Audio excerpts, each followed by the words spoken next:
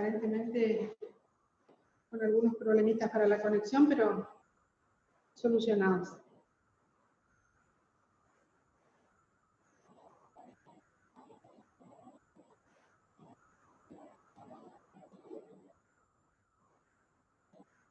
Listo. ¿Ya está compartida pantalla? Sí. Bueno, como habíamos quedado por anteriores, hoy vamos a hablar de un poco de la diabetes tipo 1, como para después entrar ya de lleno en diabetes tipo 2, que es la más prevalente claramente. Entonces, con respecto a la diabetes en general, de acuerdo a la clasificación que habíamos visto en la semana pasada, ustedes recordarán que teníamos una diabetes tipo 1, una diabetes tipo 2, un acápite que eran otros tipos específicos y la diabetes gestacional. De lo más prevalente, vamos a ver que la diabetes tipo 2 es la más prevalente, el 90% de las pacientes, de las personas diabéticas son diabéticas tipo 2, que la diabetes tipo 1 es más o menos el 10%, de los cuales dentro de ese 10% tenemos el 96% que es autoinmune y existe un 4% que es idiopático, o sea, no se reconocen anticuerpos que marcan la enfermedad. Dentro de la diabetes tipo 2 incluso podemos establecer dos grupos bastante característicos, digamos, en los que predomina la insulino resistencia, que son los el porcentaje más grande, son el 80% más o menos, que son los que básicamente parten de un síndrome metabólico. Y un 20% en donde lo que predomina es la insulinodeficiencia, o sea, hay una falta o una inadecuada secreción de insulina. Yo creo que no tiene que ser motivo ni dato que yo les pase, digamos, que sea de relevancia para el curso, pero incluso en este grupito de pacientes en donde tienen déficit en la secreción de insulina, se ha visto que hay un porcentaje pequeño que hasta tiene autoinmunidad. Después, dentro de las diabetes autoinmunes, está la diabetes LADA, que fíjense ustedes, más o menos es el 10 al 15%, tiene una prevalencia del 10 al 15% en las personas adultas, y están dentro de los otros tipos específicos. Yo le había dicho que el primer grupo eran las alteraciones en la secreción de la insulina, que son las diabetes MODY, o sea, diabetes del adulto que comienzan en la edad joven, en donde hay alteraciones específicas genéticas y que más o menos están alrededor del 2 al 5%, o sea, de este grupo de diabetes tipo 2, que los vamos a encontrar después con el tiempo en esto. Actualmente incluso se está hablando de diabetes LADE, que termina con E, que sería una diabetes autoinmune del anciano. Se ha visto que hay algunos ancianos que debutan con diabetes, que tienen autoinmunidad. Y está descrita también la diabetes LADI con Y de Young, en realidad, en donde, bueno, que significa la diabetes autoinmune latente de los jóvenes, que son algunos diabéticos que de primera instancia son obesos, o sea, tienen todo el fenotipo de un diabético tipo 2 con insulinoresistencia, y que al final encontramos que tienen algo de autoinmunidad. Bueno, lo cierto es que yo calculo que en los años que siguen vamos a tener algunos cambios en lo que es la clasificación de la diabetes, porque justamente se va a ir dando se va a definir mejor quiénes son cuáles serían los pacientes que están incluidos en estos grupos. Entonces, vayamos a la diabetes tipo 1. Es una enfermedad que se la describe como autoinmune órgano específica debido a la acción de los linfocitos T citotóxicos. Dentro de los... Perdón. Dentro de los elementos a tener en cuenta para el diagnóstico, siempre podemos encontrar anticuerpos. Dijimos el 96% de los casos son autoinmunes. Inicialmente estos anticuerpos están dirigidos contra la célula beta del páncreas y obviamente el daño o la destrucción de estas células van a ser los que van a determinar la aparición de la enfermedad. Podemos decir también que es órgano específica, linfocitos T dependiente, que es poligénica, vamos a ver que hay varios genes involucrados y que tiene mucha importancia el sistema mayor del complejo mayor de histocompatibilidad. Y bueno, esto se pone de manifiesto porque nosotros podemos detectar estos marcadores séricos, digamos, como el GABA, descarboxilasa del ácido glutámico, el anticuerpo a tirofosfatasa IA2, los anticuerpos antiinsulina. Aquí se describe en estos últimos años apareció otro anticuerpo que es el SINT8, que son específicos, digamos. Sí, alguien levantó la mano, ¿qué necesitan? Solano, Luz, Griselda. Apreté mal, profe, quise entrar al chat, disculpe. Ah, listo, bueno. Bien, entonces, la diabetes aparece la tipo 1 por una interacción entre factores genéticos y vamos a ver qué tiene que ver el ambiente. Se heredan polimorfismos de posición, o sea, no es que hay una cosa en cuestión que está mal, sino que son polimorfismos de los genes.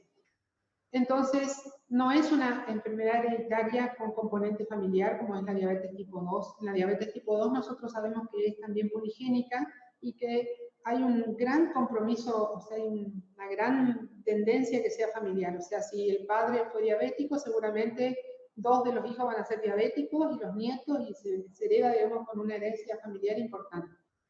De todos modos, es llamativo que, por ejemplo, si tenemos un niño diabético tipo 1 que tiene un hermano gemelo, el hermano gemelo tiene el 50% de probabilidad de tener la enfermedad también. Por lo tanto, en algunas cuestiones, en algunas situaciones, como ser caso de hermanos, por ahí vale la pena intentar ver si es que el niño con los anticuerpos tiene alguna disposición a padecer la enfermedad.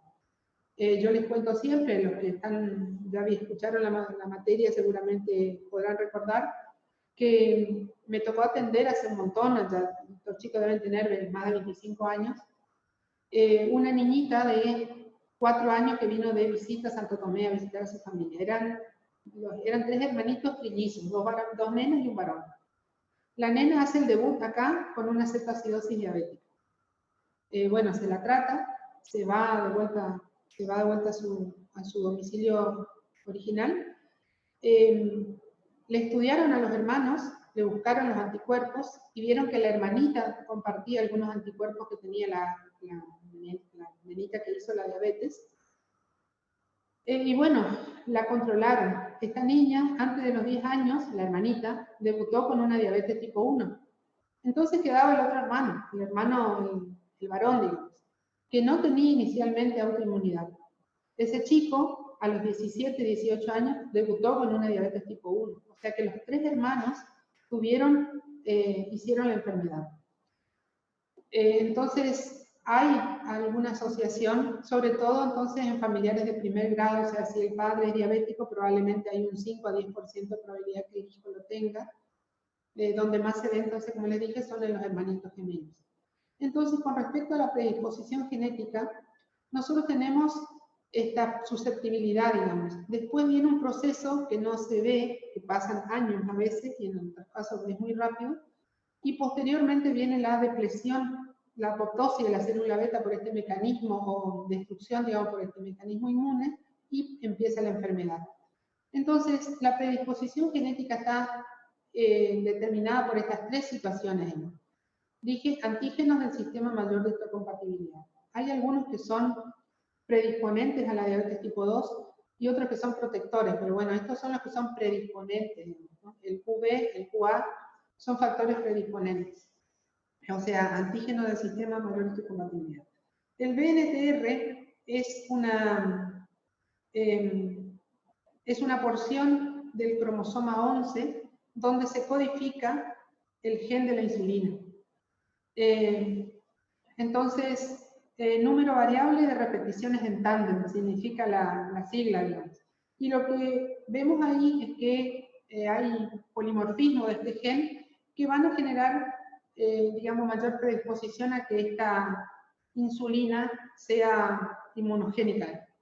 Y por otro lado tenemos este otro gen, que también está codificado en el cromosoma 2, y es un gen que tiene que ver con la actividad de los linfocitos T citotóxicos. Normalmente digamos, vendría a ser un regulador de la función de los linfocitos T citotóxicos, que obviamente en estas personas lo regula para abajo, digamos, o sea, hace que estos sean más citotóxicos y ataquen a la célula beta y la destruyen. O sea, todo esto está presente en un individuo hasta que hay un factor desencadenante que en general se dice que es un virus. Se están descritos los virus Coxsackie, eso que podrían desencadenar la respuesta autoinmune, o sea, comparten algunos componentes con estos genes o con las proteínas codificadas por estos genes anormales y comienza una respuesta inmune que es totalmente no evidenciable clínicamente.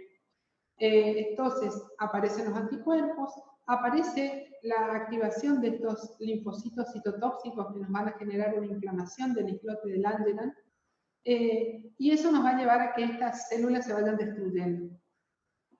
Entonces, y una vez que tenemos o pérdida de gran cantidad de masa celular beta, aparece la enfermedad. Y ahí es donde entran los marcadores tumorales. Hay una serie de anticuerpos que uno puede solicitar para determinar o para, digamos, tener peso para la diabetes tipo 1. Entonces se describen los anticélulas del islote, los antiinsulina, los anti-GAP, que van a ver ustedes que son los que se pueden dosar con muchísima sensibilidad y especificidad.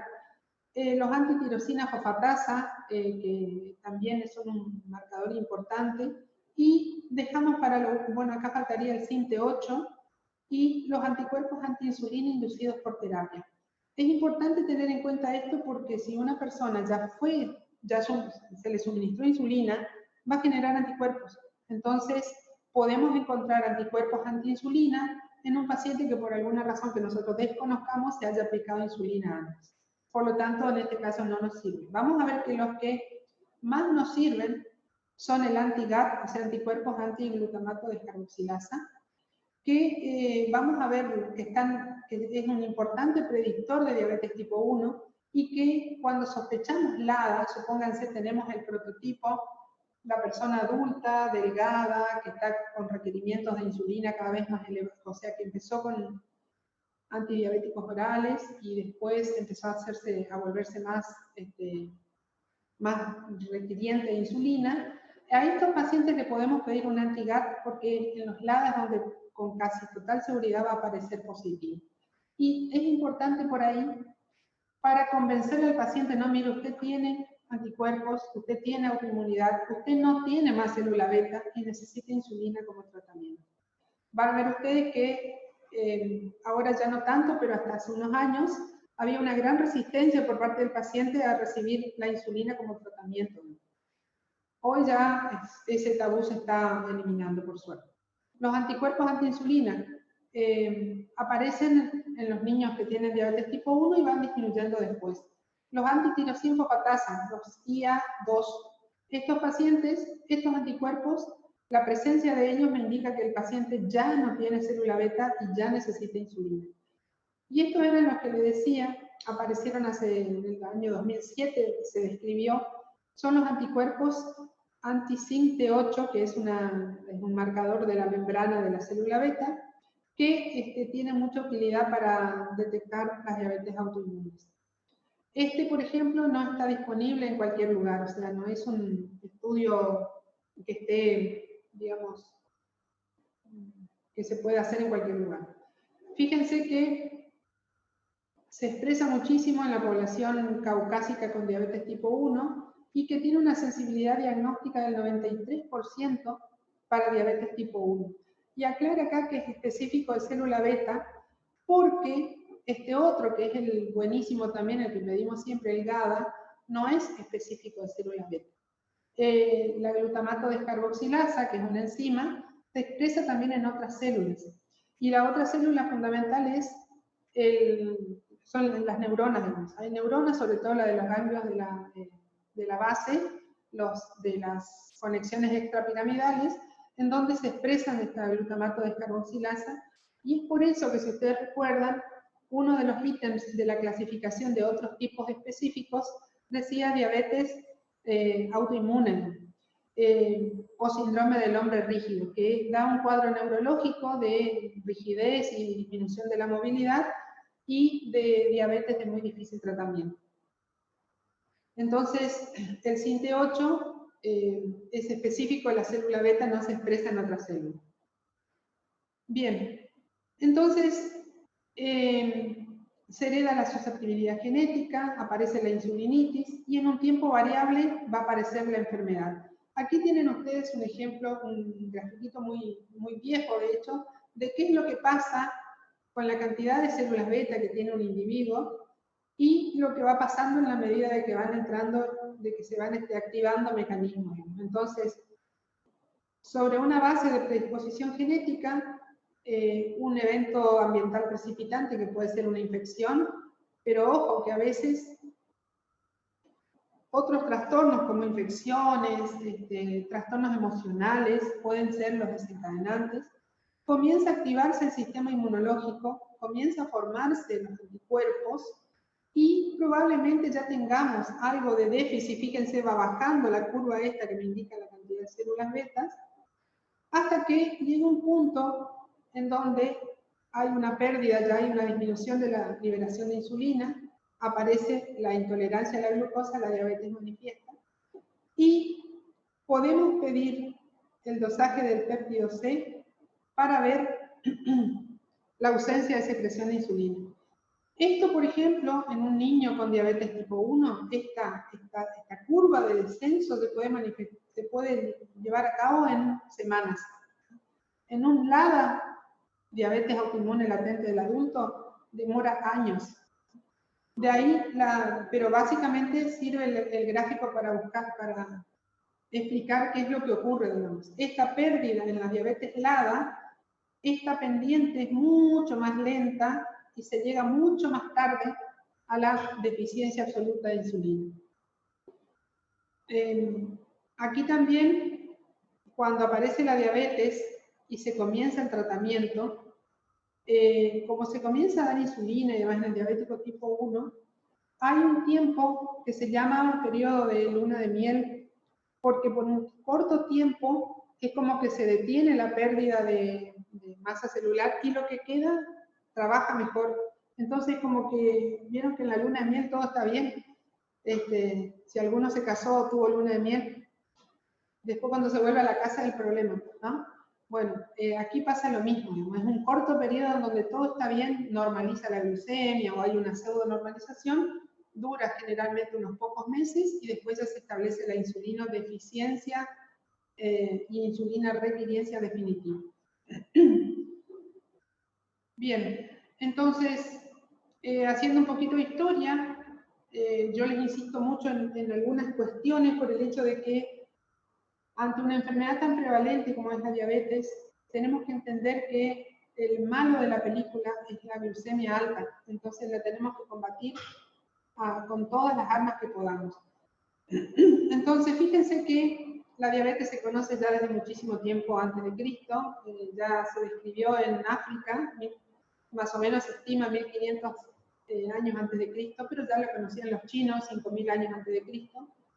Y fíjense que después, cómo fue cambiando el conocimiento, o sea, en 1800, por ahí un poquito antes, ya se sabía que había personas que tenían algún trastorno en la eliminación del azúcar porque tenían glucosuria y eso se daban cuenta porque se llenaban de mosca los lugares donde orinaban, por ejemplo. Después vino el conocimiento con la anatomía patológica, con la importancia, descubrieron la importancia de la célula beta.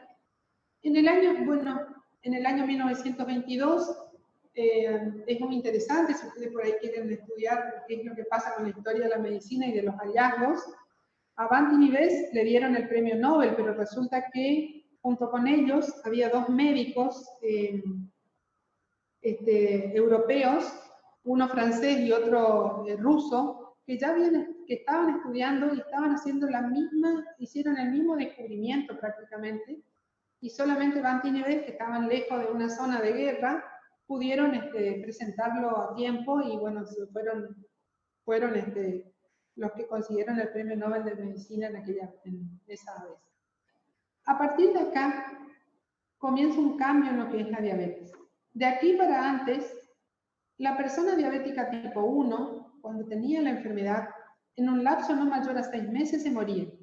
Se moría en cetosis extrema, adelgazado, no había posibilidad de darle una mejor, ni sobrevida ni calidad de vida. A partir de acá, primero se encontró la insulina que ellos purificaron, fue insulina corriente, o sea, insulina de corta acción. Después, en 1930 y algo, un doctor que se llamaba Hagedorn logró encontrar una insulina más, o sea, hizo las insulinas lentas porque le agregó propamina, entonces empezó a notar que demoraba más el efecto. Entonces tuvimos una insulina que en vez de aplicar varias veces al día, se podía aplicar 1 o 2 veces al día. Y posteriormente, después en la década ya de 80 en adelante, empezó a haber ya una explosión de diferentes tipos de insulinas y demás, como para darle al tratamiento una mejor precisión. Junto con esto también apareció la posibilidad de monitorearse, que hasta en esta época no había cómo, digamos, ¿no? Las personas no tenían aparatitos para pincharse el dedo y saber qué glucemia tenía.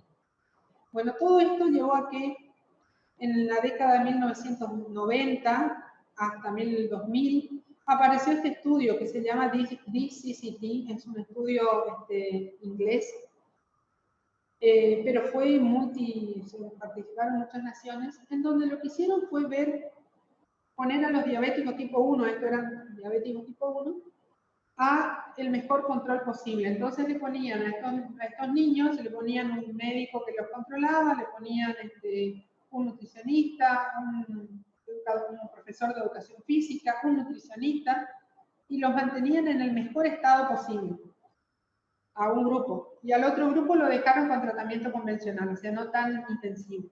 Lo que se demostró con este estudio fue que las personas que estaban bajo este tratamiento intensivo demoraban muchísimo más en tener complicaciones comparados con los que no estaban en este tratamiento intensivo. En la década siguiente apareció otro estudio que se llama UKPDS, estudio del Reino Unido también, en donde se vio, ya se trabajó no solo con diabéticos tipo 1, se trabajó con diabéticos tipo 2. Y también se demostró ahí que el control glucémico disminuye las complicaciones, o la aparición de complicaciones. Porque ¿qué pasó entre esta época y la época actual, digamos? Todavía continuamos. Comenzaron a aparecer las complicaciones. El primer niño que se diagnosticó, bueno, que pudo usar la insulina de Bantinibes, era un muchacho que era un adolescente, digamos, pero estaba en un estado de caquexia extrema. La madre lo traía alzado con esa edad, porque no estaba tan desnutrido, adelgazado. Cuando empezó con la insulina, a los 6 meses, el chico ya había aumentado como 20 kilos y ya estaba en condiciones mucho más saludables. No sabemos qué pasó con ese chico, pero lo más probable es que haya terminado con alguna complicación. Después de 10 años más o menos de diabetes, comienzan las complicaciones. Y es eso lo que se ha demostrado con el DCCT y el otro estudio, que si controlamos la glucemia a valor normal, las complicaciones no van a aparecer. Entonces, es importante recordar eso porque cuando tratamos a un diabético tenemos que esforzarnos en llegar al objetivo del tratamiento. Podemos establecer algunas diferencias entre la diabetes tipo 1 y la tipo 2. Tipo 1 en general en los niños aparece en forma brusca. La forma brusca es una cetoacidosis diabética. Puede aparecer a cualquier edad, pero sobre todo en la niñez. Y hemos visto niños, por ejemplo, que debutan con diabetes a los meses de vida. En general son delgados. Sí o sí van a necesitar insulina para sobrevivir si no se mueren. Y tienen anticuerpos en un alto porcentaje. En la diabetes tipo 2 empieza sin darse cuenta. O sea, eso es muy notorio. Los otros días me fue a ver una señora porque Fue al oculista porque tenía que operarse la vista porque tenía cataratas. El oftalmólogo le pide un perfil de laboratorio y le sale la glucemia elevada. La señora hasta ahora se desconocía diabética y solamente tomaba una medicación para la presión. Va a mi consultorio, la examino y esta señora ya tenía neuropatía. Por lo tanto, su enfermedad, por lo menos 10 años de evolución. Y ella no tuvo ningún síntoma. De hecho, la neuropatía la descubrí porque la examiné, no porque ella tuviera síntomas. Entonces, claramente es progresiva, no sabemos cuándo comenzó. Generalmente aparecen en personas mayores, pero cada vez vemos en personas menores. Generalmente son obesos. Podemos empezar en un porcentaje pequeño, más o menos el 10%, pueden andar el primer tiempo solo con plan de alimentación, o sea, cambios intensivos del estilo de vida. Si no tenemos la opción a los antidiabéticos orales, o sea, pastillas para bajar la glucemia o para normalizar la glucemia, y si no tenemos diferentes opciones de insulina, actualmente tenemos otros medicamentos inyectables que no son insulina. Siempre vamos a tener una gran cantidad de familiares diabéticos de estos pacientes. Y obviamente no hay anticuerpos. Entonces, vamos a volver de vuelta a esto, pero lo que les quiero recordar es que ustedes van a tener, si, digamos, en lo que vamos a dar en las clases siguientes, vamos a manejar algunas fórmulas. De hecho, yo ya les había comentado la fórmula del POMA, en donde usábamos glucemia en milimoles dividido insulina en 1000 unidades mililitros, en donde usamos los milimoles, ¿no? Se puede hacer la conversión, ¿no? Pero ustedes van a ver que la literatura yankee, sobre todo la norteamericana, tiene valores, expresan los valores de glucemia en milimoles.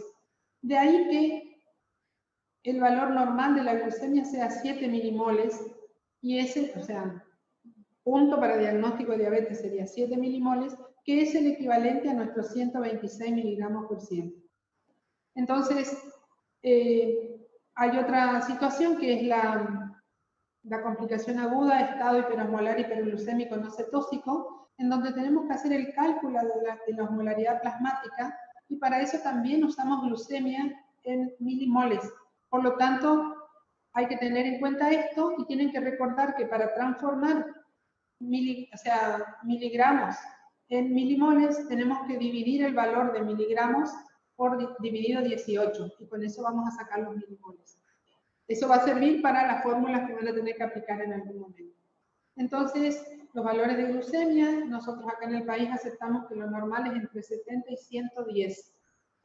Consideramos por encima de 100 en aquellas personas que tienen factores de riesgo para diabetes tipo 2, como por ejemplo los obesos, hipertensos, con mucha carga familiar. Bueno, en esos, ¿por qué consideramos 100? Porque es el momento de empezar cambios intensivos del estilo de vida como tratamiento, ¿no? Así que bueno, la glucemia es, como les dije, normal de 70 a 110.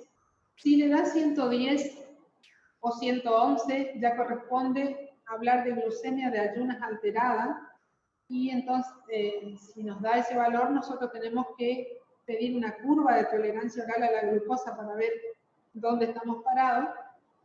Y cuando está de 126 para arriba, estamos hablando ya de diagnóstico provisorio de diabetes. El otro dato que por ahí antes se utilizaba mucho era la glucosuria. Nosotros tenemos un problema en nuestro país porque pensamos que somos ricos y somos re pobres. Entonces, nuestras guías nos dicen que tenemos que usar monitoreo en sangre, el pinchazo en el dedo. Es costoso y no siempre está accesible para todos. Con la glucosuria, lo que nosotros podemos, o sea, antes, hace 25 o 30 años atrás, la única manera de saber cómo estaba nuestra glucosa, si no era con una extracción de sangre, era con la tirita de glucosa en la orina. El tema, como ustedes recordarán, la glucosa comienza a aparecer en sangre, en la orina, recién cuando supera más o menos los 180 miligramos en sangre. Entonces, no nos permite nunca un control estricto. Pero si no tenemos otra cosa, y si es un paciente que no necesitamos un control tan estricto, por ejemplo, una persona anciana que no esté tomando fármacos que bajen bruscamente la glucemia, podríamos considerar la glucosuria. ¿Pero qué significa? La glucosuria le tiene que dar siempre negativa. Si le da positiva, significa que en algún momento tiene más de 180 y ya está mal. Pero bueno, en algunas situaciones podríamos intentar hacer solamente el control en sangre, en orina. No se usa más, prácticamente. Tiene poca utilidad, es económica, sí, pero en eficiencia le supera mucho el control en sangre. La cetonuria. Si ustedes recuerdan, en un análisis de orina común, consta de dos partes. Por un lado, el sedimento que se centrifuga y mira al microscopio, y por otro lado, la tirita, que se zambulla en la orina, la tira reactiva, y eso nos informa si tiene leucocitos, si hay sangre, si hay bilirrubina, si hay proteínas, si hay glucosa, si hay sangre, y me estaré olvidando de algo. Bueno, entonces, y las cetonas, ¿no? La presencia de cetonas en orina se deben a dos cosas. O que el paciente está en un ayuno prolongado, nos puede pasar a cualquiera de nosotros que nos pasamos más de 12 horas sin comer y seguramente nos va a dar una cetonuria positiva, pero sin glucosuria. Si nos da glucosuria y cetonuria, me está indicando que este paciente está descompensado. Entonces, si tenemos cetonuria en un paciente diabético, indica que tiene que ir al médico urgente porque algo no está bien. ¿Qué hacemos? ¿Cómo usamos la medición de cetonuria? Lo usamos sobre todo en los diabéticos tipo 1. Entonces, además de tener las tiritas para pincharse el dedo y saber qué valor de glucosa tienen en sangre, las tiritas de cetona están indicadas para cuando la glucemia está por encima de 250. Si está por encima de 250, él puede descompensarse. Van a recordar ustedes que el diagnóstico de cetoacidosis es cuando la glucemia está por igual o mayor a 250. Entonces, si tienen glucemia más de 250 y cetonuria positiva, este individuo se está descompensando. Entonces, es conveniente que todo diabético tipo 1 tenga tiras de cetonuria para controlarse cuando se le descontrola la glucemia en sangre. Prueba de tolerancia oral. Creo que lo hemos hablado más o menos, pero recuerdo. ¿A quiénes se les indica? A los pacientes que tienen una glucemia en ayunas alteradas o a personas en las que por alguna cuestión hay que hacerle una prueba de, digamos, tratar de confirmar alguna situación. La prueba de tolerancia oral a la glucosa para medir disglucemia consiste en administrar una dosis de glucosa, o sea, extraer sangre para glucemia, administrar 75 gramos de dextrosa o glucosa en una solución de 225 mililitros y medir a las 2 horas el valor resultante. Entonces, la indicación es pacientes con glucemia de ayuno alterada, pacientes, o sea, mujeres embarazadas para la pesquisa de diabetes gestacional. Y después vamos a ver qué le vamos a hacer, por ejemplo, en pacientes en los que sospechamos que tengan un insulinoma, en pacientes en los que sospechamos que tienen acromegalia, pero en ese caso le hacemos la prueba de tolerancia oral a la glucosa, midiendo cada media hora glucosa, o sea, glucemia en sangre y hormona de crecimiento. Normalmente, la carga de glucosa tiene que inhibir la liberación de la hormona de crecimiento. Cuando eso no ocurre, es un diagnóstico provisorio de acromegalia. Bueno, nosotros acá lo vamos a usar para diagnosticar diabetes. Dieta previa tiene que tener por lo menos 150 gramos de hidratos de carbono por día. No tiene que estar tomando corticoides y en lo posible tampoco antiinflamatorios. Tiene que tener un ayuno previo de 8 horas. Es conveniente hacerlo en las primeras horas de la mañana. Y como les dije, 75 gramos de glucosa en 225 de agua templada. Importante la toma en ayunas y a las 2 horas. Importante que el paciente esté quietito, sentado en el laboratorio, esperando el tiempo de la segunda muestra. Entonces, si nos da esa prueba en una persona no embarazada, menor de 140, estamos hablando de que tiene una prueba de tolerancia oral normal Si le da entre 140 y 199, vamos a decir que es un intolerante a la glucosa, y si le da 200 o más, es un diagnóstico provisorio de diabetes. Debe confirmarse con otro para tener la confirmación definitiva. El otro laboratorio que tienen que tener en cuenta es la hemoglobina glicosilada. Todos tenemos hemoglobina glicosilada, porque la glicosilación es una unión, digamos, no enzimática de una molécula de glucosa a algunas porciones de la hemoglobina y que depende de nuestro valor de glucemia. Entonces, lo normal es que tengamos alrededor de 4,5 de hemoglobina glicosilada, entre 2,5 a 4,5 es lo normal. También tiene que ver el método. En general, hay muchos métodos para dosar la hemoglobina glicosilada, pero se prefiere la cromatografía de afinidad, que es aparentemente la más fácilmente reproducible y que da resultados homogéneos. En algunos lugares que utilizan solo este método para dosar la hemoglobina glicosilada, se puede considerar a ella como un criterio diagnóstico de diabetes. Nosotros acá en el país no tenemos estandarizadas hemoglobina glicosiladas, entonces por ahí algunos lo hacen con electroforesis, otros lo hacen con cromatografía de alta afinidad, otros con cromatografía de otros, con diferentes métodos. Por lo tanto, no tenemos uno solo, por lo tanto hay diferencias, pueden haber diferencias en los valores. Lo cierto es que una vez que la hemoglobina se glicosila, va a transcurrir toda la vida de ese glóbulo rojo con esa hemoglobina glicosilada. Entonces, me permite saber valores de glucemia o estimar el control glucémico en el tiempo que vive el glóbulo rojo. Sabemos que vive más o menos 120 días. Nosotros vamos a utilizar, vamos a considerar que en el dosaje de una muestra de sangre hay glóbulos rojos nuevitos y otros muy viejos, así que en general redondeamos que un dosaje de hemoglobina glicosilada me da un promedio de las glucemias de los últimos 3 meses. Entonces, lo normal, dije que es alrededor de 4,5. Vamos a tener valores anormales cuando está por encima de 6. Entonces, si está entre 6 y 6,5, es probable que este paciente sea un intolerante a la glucosa o que tenga la glucemia de ayunas alterada. Y vamos a ver que cuando nos da más de 6,5, la Asociación Americana de Diabetes, por ejemplo, que son los yanquis los que les dan las normas, considera que ya es diagnóstico de diabetes, de 6,5 para arriba. Nosotros eso no utilizamos.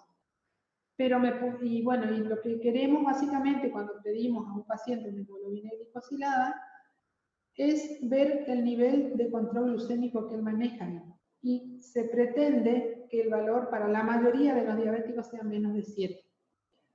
Menos de 7, o sea, 7 equivale a una glucemia de 140. 8 ya equivale a una glucemia de 189. 9 de 225 y 10 de 290. Entonces, claramente, cuando nos da un valor, nos da una idea del promedio, y como les digo, es un promedio, o sea que puede ser que el paciente tenga en algunos momentos del día 60 de glucemia y en otro momento tenga 350, y el valor, y él me va a mostrar un promedio de esos dos, o sea, 300 más 60 son 360, dividido 2 me va a mostrar, ¿cuánto? 180, sigue siendo alto, pero a veces, entonces, es un promedio. Para yo tener un ajuste más preciso, necesito el monitoreo diario con el pinchacito en el dedo o con algún método de medida inmediata, digamos. Entonces, ¿nos sirve? Sí nos sirve. ¿Cuántas veces hay que pedir a un paciente una hemoglobina glicosilada?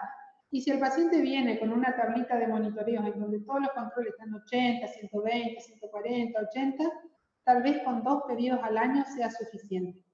Si el paciente viene con glucemias muy variables, 60, 250, 250, y hay que pedírsela cada 3 meses. No tiene sentido pedirle más frecuentemente que eso porque no nos va a dar mayor información. Entonces, hemoglobina glicosilada, método extremadamente útil para saber el promedio de las glucemias que está manejando el paciente. Y también le sirve al paciente para decir, bueno, si el paciente sabe que su objetivo es 7, él se va a preocupar cuando vea su laboratorio y no está en ese rango. Es bastante, es muy útil. Pero como les dije, 3 meses. Y además tenemos otro problema, es hemoglobina. Y hay un montón de gente que tiene anemia, que tiene hemoglobinopatías, que tiene, por ejemplo, los insuficientes renales, los pacientes talasémicos, los que tienen anemias hemolíticas por otra causa.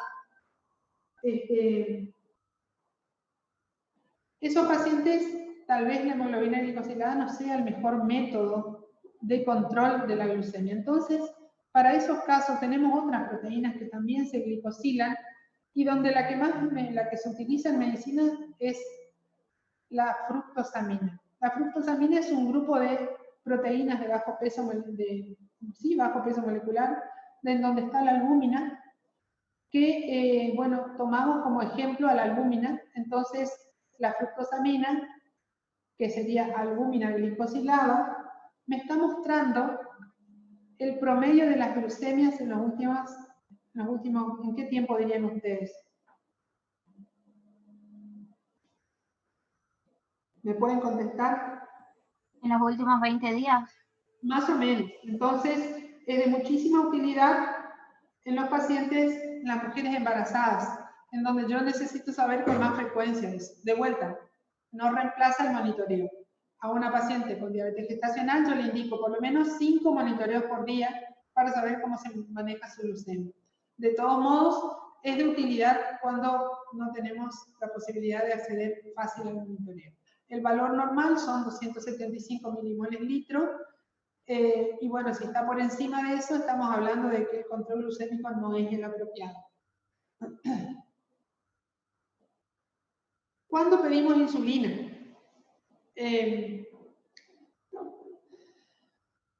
Y la insulina nosotros vamos a pedir, por ejemplo, cuando tenemos sospecha de síndrome metabólico y queremos confirmar con laboratorio, pero en realidad, porque dijimos que en el síndrome metabólico hay una hiperinsulinemia con insulinoresistencia.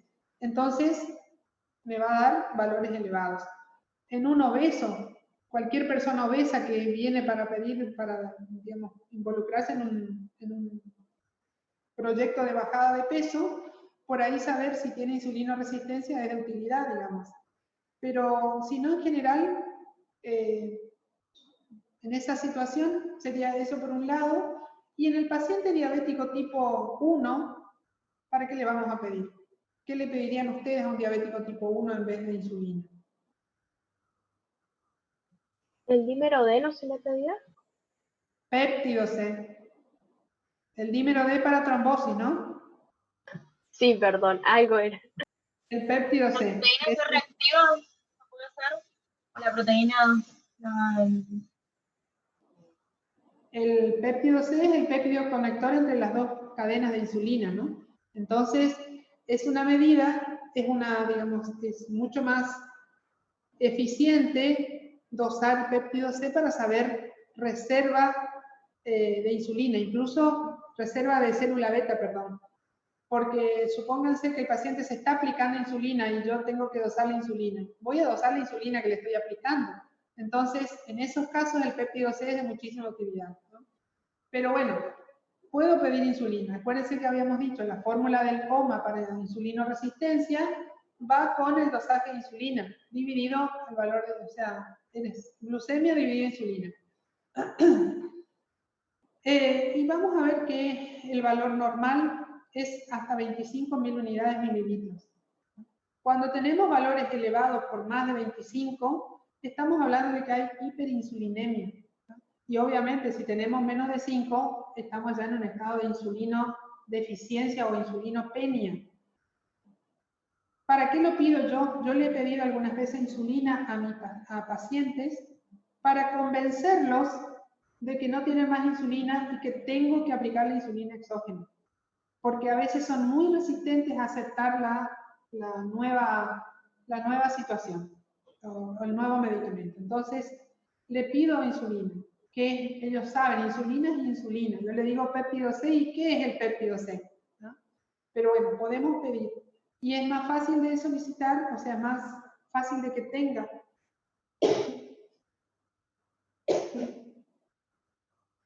nuestro laboratorio de referencia que el péptido-C. Así que bueno, en esas situaciones podemos pedir insulina.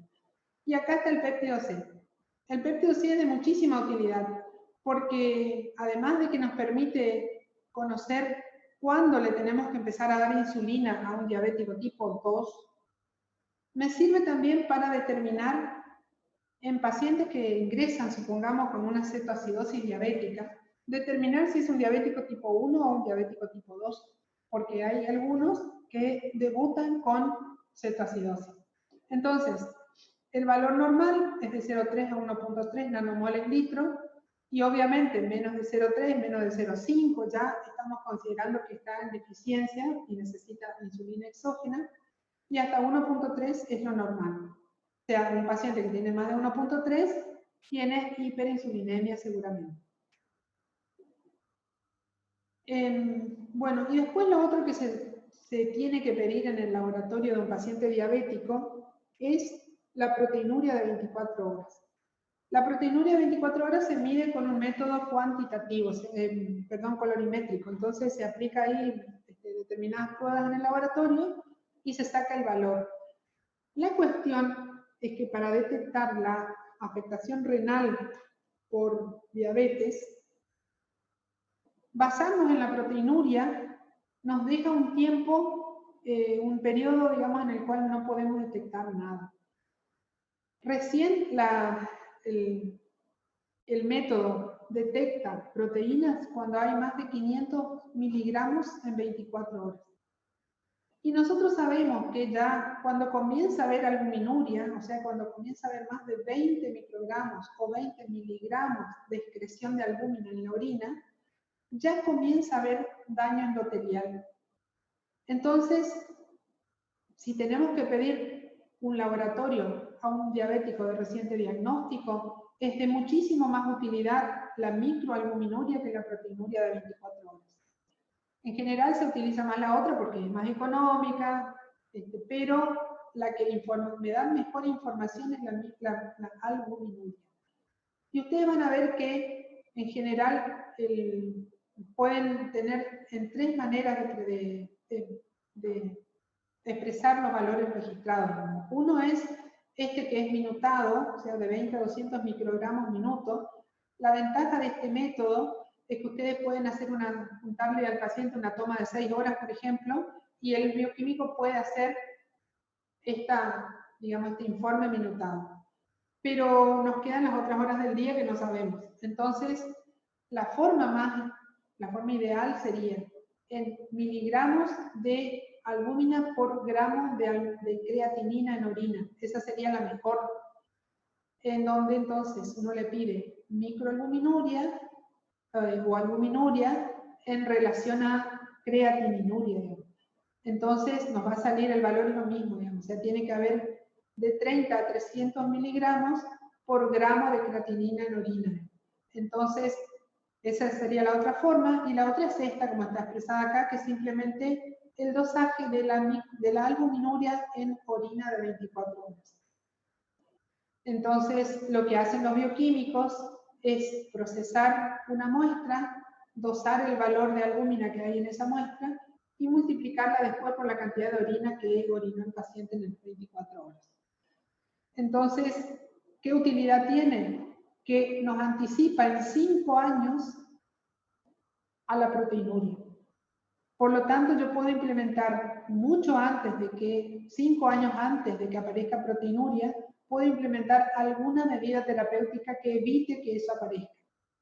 Y es muy importante, y los logros que se consiguen son maravillosos. Yo, por ejemplo, también trato de comentar mi experiencia.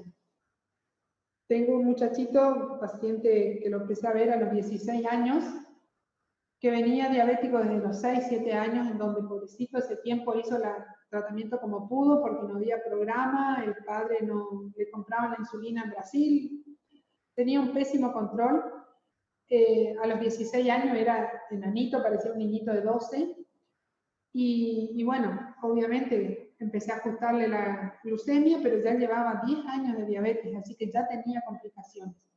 Ese chico empezó a hacer proteinuria junto con una retinopatía que tuvo que hacerse cirugía y todo en el ojo. La cuestión es que este muchachito con una proteinuria leve comenzó con enalapril, que es el tratamiento que debe iniciarse ante la presencia de nefropatía, y hasta el día de hoy, que ya llevamos hoy tiene 33 años creo, él sigue sin nefropatía, sin avanzar su nefropatía, solo con el hecho de haberle puesto el enalapril. Entonces es importante detectar hacer este estudio, porque si aparece albuminuria, ya le empezamos el enalapril y probablemente nunca progrese a nefropatía clínica y nunca termine en diálisis. Si no lo hacemos, probablemente dejamos pasar la oportunidad de hacer algo. Así que bueno, en general eso es lo que tenemos para recordarles del laboratorio. Yo creo que estas cosas son marcadamente importantes, pero no se vayan, que todavía seguimos. Vamos a retomar ahora. Si quieren pueden ir haciendo alguna pregunta, lo que habíamos dejado de la clase previa. Doctora, una pregunta. En el caso de los trillizos que usted contó, a los hermanitos que le descubrieron que tenían los genes, ¿no se le puede hacer, o sea, si tenían los genes pero no tenían todavía la clínica o alteración celular, ¿no se puede hacer algo para prevenir el avance de la autoinmunidad? Hay muchos estudios que intentan, por ejemplo, a la hermanita, la primera que quedó diabética, que era la que tenía anticuerpos, le probaron tratamiento con insulina y con vitamina B6, en donde decían que con eso se podía retrasar la aparición de la enfermedad o detenerla, digamos. Igual la nenita quedó diabética. Así que se buscan alternativas, digamos, pero en realidad parece ser que no hay mucho que pueda detener el proceso de autoinmunidad, la insulinitis, y bueno, que termine en diabetes. Se intenta, pero no hay cosas así que digan hacemos y no va a quedarse diabética. Gracias. No hay de qué. Doctora, entonces con el tema de la microalbuminuria, ¿normalmente no debería haber microalbuminuria en orina o está bien decir que debería haber menor a 20 microgramos? En realidad no debería haber. La albúmina, por el único lugar que puede eliminarse es por el glomérulo. Por lo tanto, si hay albuminuria, hay daño endotelial. Así que se considera que es preferible, o sea que no debe haber albúmina. Incluso algunas cosas fueron cambiando con respecto a lo que se decía antes, en donde poníamos el 20 o el 30 como punto de corte a partir para decir tiene o no tiene. Actualmente, si tiene, ya tiene. Pónganle que tenga 15 de albuminuria y bueno, tiene albuminuria. Hay que hacer algo, ¿no? Así que ese es el concepto, digamos. Hay que considerar que cualquier valor de albúmina es un marcador de disfunción endotelial y de mal control glucémico.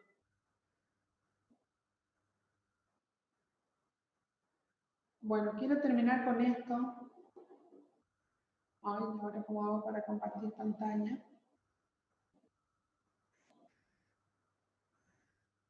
Aquí, compartir pantalla.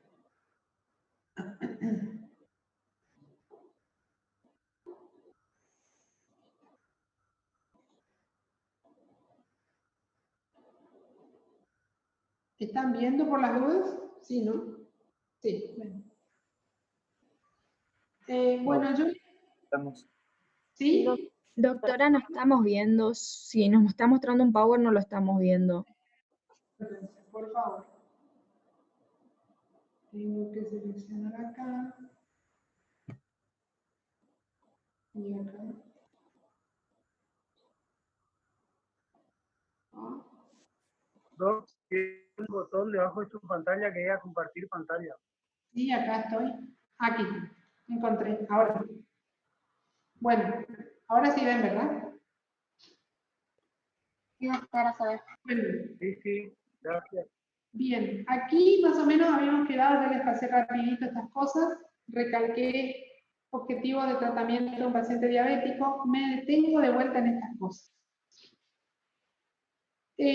Porque yo creo que para abordar uno de estos pacientes, las primeras consultas son las importantes. Si ustedes logran que el paciente entienda que ustedes están realmente preocupados por su estado de salud, el paciente va a colaborar con tener más probabilidad de que sea un buen paciente, digamos.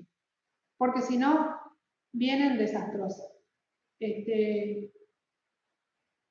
Entonces, importante hacer un interrogatorio adecuado. Fíjense que acá hablamos de factores ambientales de riesgo y síntomas vinculados a la diabetes.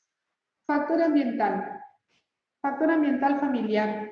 Si todos en la familia son obesos, comilones, sedentarios, lo más probable es que tengamos un gran problema porque vamos a tener que trabajar con toda la familia. Sumado al hecho de que, bueno, tipo de trabajo, o sea, no es lo mismo alguien que trabaja en un escritorio que otro que trabaja con el cuerpo.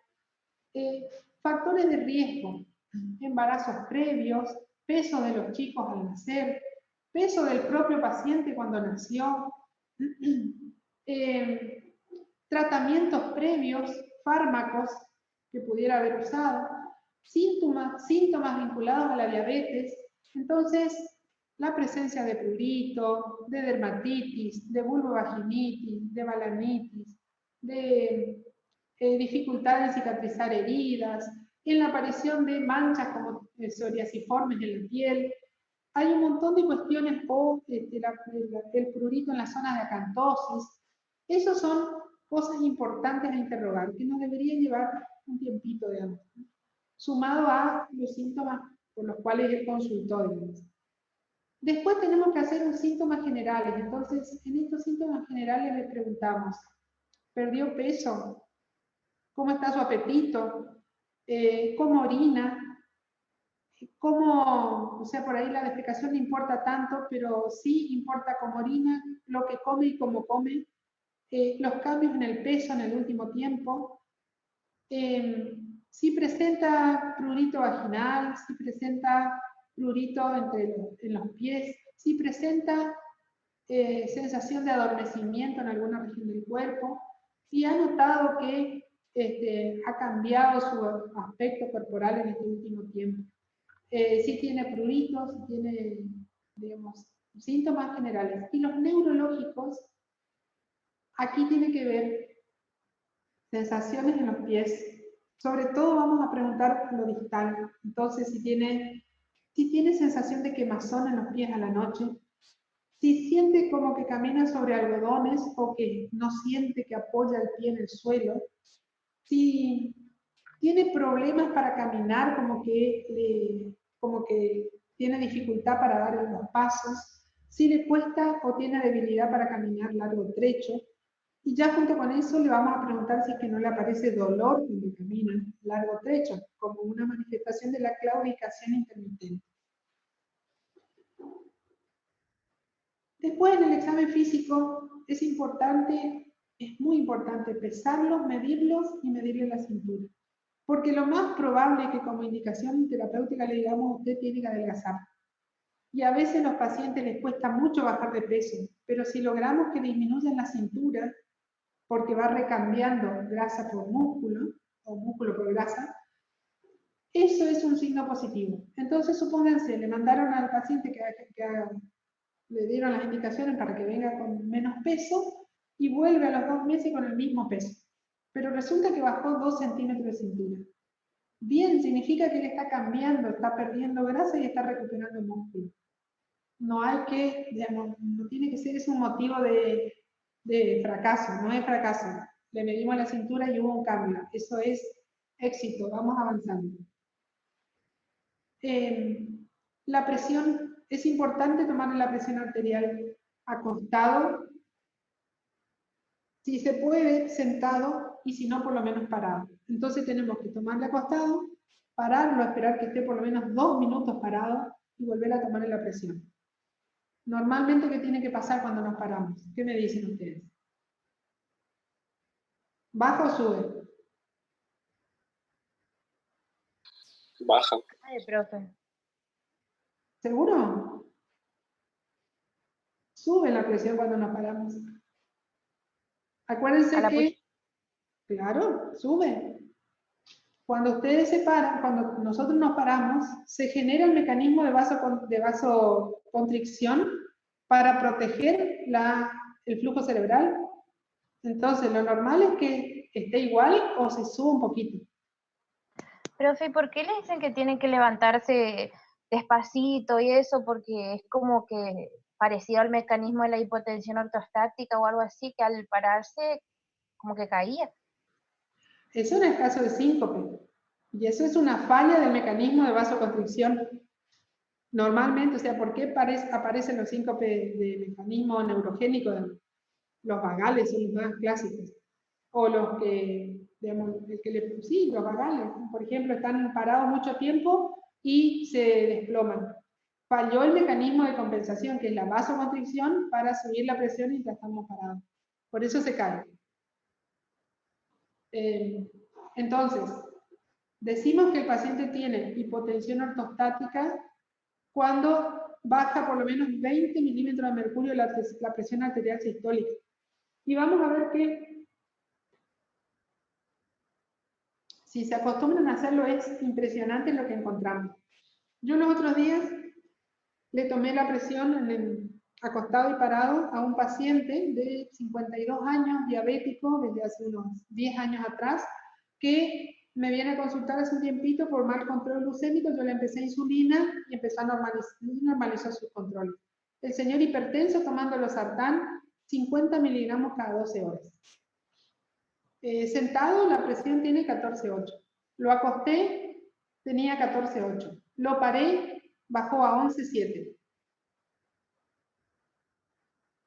Entonces, ¿qué me dice eso? ¿A ustedes le da algún miedito, digamos, esa hipotensión ortostática del paciente? ¿Qué les está indicando? ¿Daño vascular? Bueno, daño vascular. ¿Y qué más que nada? Alteración neurogénico. ¿Perdón, alteración? Nervioso. Bueno. Que pueda controlar su... O sea, su sistema nervioso autonómico está alterado, ¿verdad? Claro, que no pueda compensar ese... que no pueda controlar cuando se para. Bueno, entonces lo que me indica a mí un paciente diabético con hipotensión ortostática es que es una bomba de tiempo. Así como hace la hipotensión ortostática, el señor no sintió nada. Ese señor me puede hacer en cualquier momento una muerte súbita, me puede hacer un infarto silente, sin dolor, me puede generar una arritmia fatal, porque su sistema nervioso autonómico está enfermo. Entonces, un paciente en el que yo le detecto eso, le tengo que tener todo controladito. Es más, a este paciente, ahora por la cuarentena no lo hice, pero le voy a mandar que se haga un ecocardio y que se haga y que se evalúe para ver si es que no tiene una cardiopatía isquémica, porque si no un día me va a hacer el infarto o la complicación, ¿no? Entonces, la medición de la presión del ortostatismo es muy importante. Así que bueno, les recomiendo que traten de hacerlo. Me pasó también, es impresionante en los pacientes diabéticos de mucho tiempo de evolución el ortostatismo que tienen. Y es un indicador de afectación cardiovascular, de neuropatía autonómica cardiovascular. Entonces, la toma correcta de la presión arterial, la auscultación cardíaca. ¿Por qué? Porque podemos encontrar cuarto ruido, por ejemplo, que me indica que puede tener una cardiopatía isquémica, por ejemplo. Auscultarle las carótidas, auscultarle las femorales, que eso ya viene en la auscultación, en la búsqueda de los pulsos, ¿no? Pero el soplo carotidio, que uno lo debe buscar con apnea inspiratoria, con una ligera flexión hacia el lado lateral de la cabeza, me indica si hay un ateroma carotidio. Y si hay, me indica que este paciente, si tiene ateroma en la carótida, tiene otro territorio del cuerpo. Y en el femoral, ustedes van a ver que cuando hay obstrucción, vamos a encontrar también soplos, y las obstrucciones son ateroscleróticas. Por lo tanto, son los 3 lugares más importantes. Quedaría el abdomen. En el abdomen a veces encontramos aneurismas de aorta, y eso también puede soplar. O si no, ahí es más difícil de ocultar, el soplo de la estenosis de la arteria renal en los hipertensos, o los que tienen arteriopatía en la arteria renal. Abdomen, hay que buscar si el paciente tiene hepatomegalia, como les dije, hay que ocultar a ver si no hay soplos, y buscarle los puntos ureterales y puño percusión lumbar. Estos pacientes tienen con mucha frecuencia una falta de sensibilidad. ¿Y por qué me interesa? Porque fíjense, un paciente, ayer me ocurrió, no, todavía no lo vi al señor, diabético de tiempo de evolución, tiene 60 y algo de años, 65, porque todavía no se jubiló, está en eso, que vive en Garruchos, que tenía consulta para ayer, pero me avisó el día anterior que no iba a venir porque no podía venir. Y al final me llamó ayer a la mañana que sí que iba a venir porque empezó a tener una molestia para orinar, que no podía orinar, estaba re molesto. ¿Qué le pasó a este señor? Hizo un globo vesical. El globo vesical, o sea, la retención de orina, es común en las personas diabéticas. Este es un diabético que tiene una cardiopatía isquémica severa con miocardiopatía dilatada, tiene hipertensión arterial, tiene una insuficiencia renal ya estable, pero bueno, ahora con esto se compensó. Y este paciente vino ahora con otra complicación que es la vejiga neurogénica. Entonces, tengo que examinar siempre el hipogastrio porque por ahí encuentro un globito, hacer el examen, palpación, percusión para ver si hay globo vesical y ya con eso hacer diagnóstico de retención de orina, vejiga neurogénica. Y en los pies hay mucho por hacer, pero lo primero, por lo menos el primer día, hay que decirle al señor, descálcese. Se asustan porque hay personas que no tienen normas higiénicas importantes, entonces por ahí no es que es común que se limpien bien los pies y demás. De hecho, ustedes van a ver cuando revisen que muchas veces encuentran mugre entre los dedos, que digamos no están las condiciones de higiene bien hechas. Descálcese. Lo único que queremos hacer en una... Fíjense todo lo que hemos demorado hasta ahora. Interrogatorio, examen físico. Miramos los pies. ¿Qué me importa ver? Si tiene vello, cómo están las uñas y si tiene arco plantar o la forma del pie. Y vamos a palpar el pulso, o sea, vamos a palpar primero el pie para ver la temperatura, si está caliente o frío, y vamos a palpar el pulso previo y el tibial posterior. Por lo pronto, eso es lo primero que podemos hacer, porque ya hemos demorado no sé cuánto tiempo con esto, y tenemos que encima darle el pedido de los análisis, decirle las recomendaciones que ya tiene que hacer, entonces nos lleva mucho tiempo. Lleva mucho tiempo. Entonces, yo les pregunto a ustedes, ¿cuánto vale esta consulta? ¿Qué dicen? Para hacerlo bien. Yo le preguntaría... ¿Cuánto vale de valor monetario o de tiempo? Monetario. Nuestro trabajo en tiempo yo creo que por lo menos 45 minutos. Por lo menos. ¿Y en valor monetario? 1.000 pesos. ¿2.000? 2.000. Sí. Bueno. Mínimamente tiene que valer 2.000 para arriba, ¿no? Porque imagínense que ustedes están dando el tiempo. ¿Hicieron ustedes alguna vez el cálculo de la inversión que hicieron en estudiar medicina? Dividida por los años y en cuánto tiempo lo van a recuperar.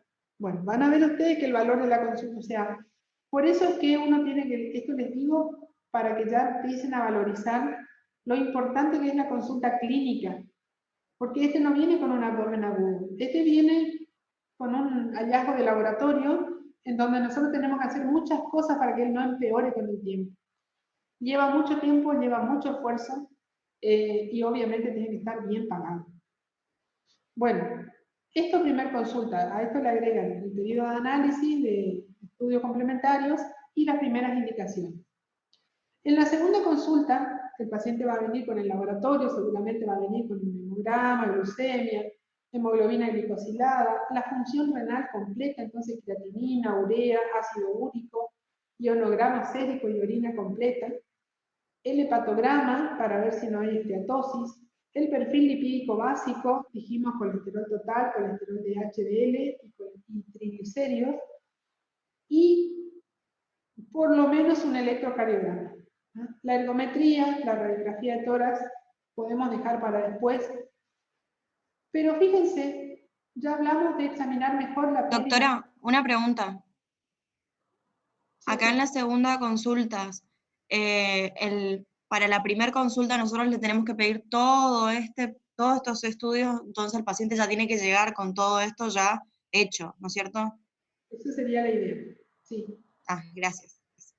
Igual, a este ya le dieron también indicaciones, ¿no? O sea, ya le pincharon el dedo, vieron si estaba diabético, ya le dieron metformina, ya le indicaron cómo tiene que comer, ya le indicaron, digamos, cómo tiene que comenzar a hacer actividad física. O sea, fíjense que además de esto que está escrito acá, está la intervención, que son otros 15 minutos más por lo menos. Bueno, ¿qué podemos encontrar en la piel? Ya vamos a prestar más atención a las lesiones entre los dedos. Muchas veces tienen intertrigo micótico. Vamos a fijarnos en las uñas. Muchas veces vamos a ver que en los dedos más grandes del pie, generalmente el dedo gordo y el segundo, hay onicomicosis. Podemos ver, por ejemplo, que hay heridas crónicas que no están cicatrizando. Podemos ver la ausencia de faneras. Por ejemplo, el vello. Se dice que el vello de los miembros inferiores, sobre todo, va disminuyendo en virtud de que va disminuyendo la vascularización, el flujo sanguíneo de la zona. Distribución de la grasa corporal. Vamos a prestar más atención a dónde está acumulada la grasa, si es más central o si es general. Vamos a prestar atención a los dientes, a la boca. El paciente diabético mal controlado genera una gingivitis, una inflamación de la encía que hace que los dientes se aflojen y se caigan, aún sin caries. Entonces, es importante demostrarle que él consulte al odontólogo regularmente. Es de utilidad, porque si no, luego de 10, 15 años de diabetes se le van a caer los dientes. Examen neurológico mínimo. Aquí tenemos que hacer un examen sensitivo y un examen motor. El examen sensitivo, vamos a utilizar un diapasón y le vamos a colocar sobre la uña del dedo gordo del pie. Si siente o no siente.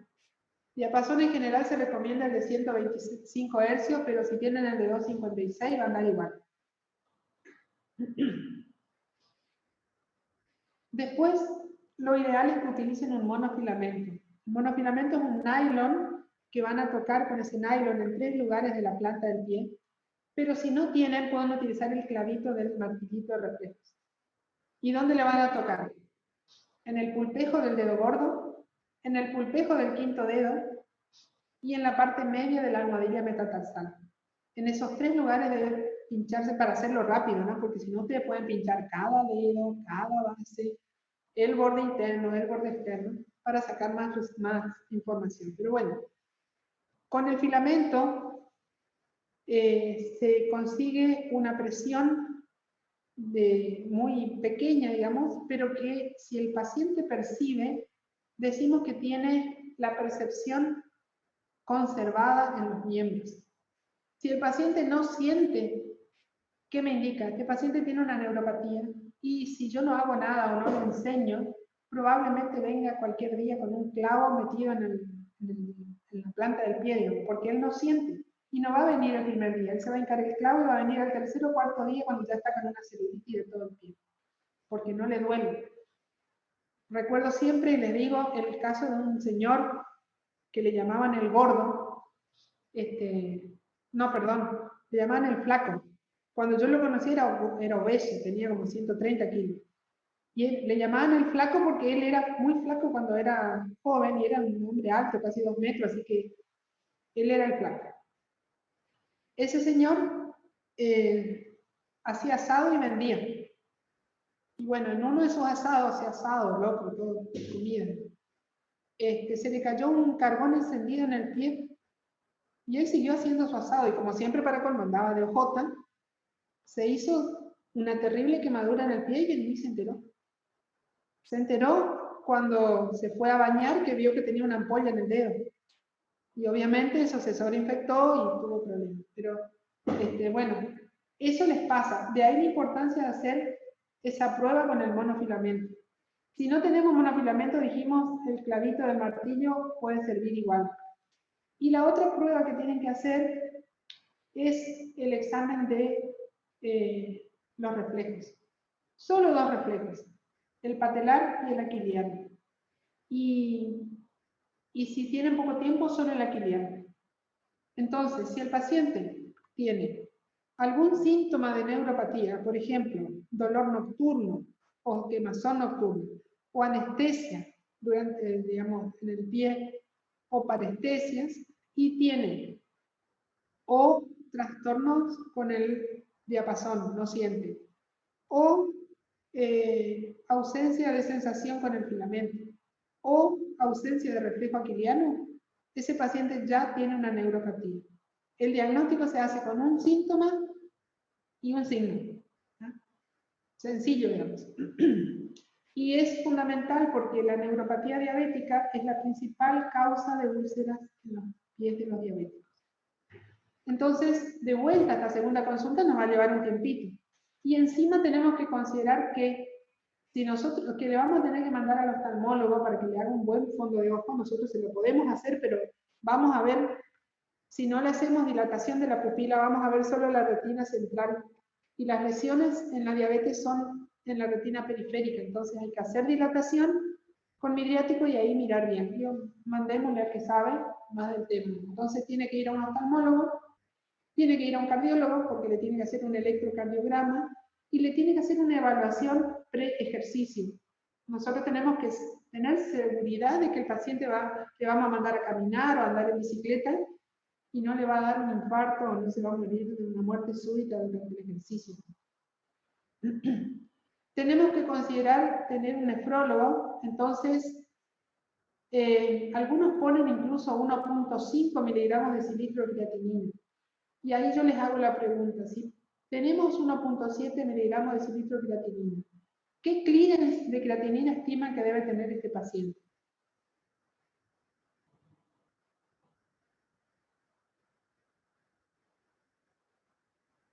¿100, 75, 50, 30, 20?